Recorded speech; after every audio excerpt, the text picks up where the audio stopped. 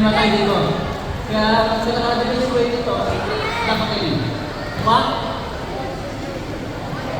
Marami ng option, pero dapat well-trained. Hindi yung nanonood na kayo magagawa niyo.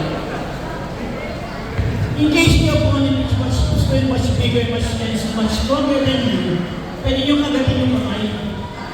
Wala na eh. Desperate move na kayo na eh.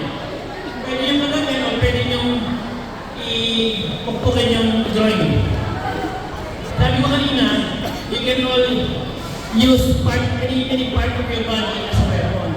Kasi nga, importante lang kung wala kayo sa circuit. Diba? Tulad yan, si Sajadete White. Mamangat ka ng konti sensitive, pwede na nagatin yan. Pagdating yung kamay, eh wala na eh, desperate mo eh, kailangan tayo makatakas.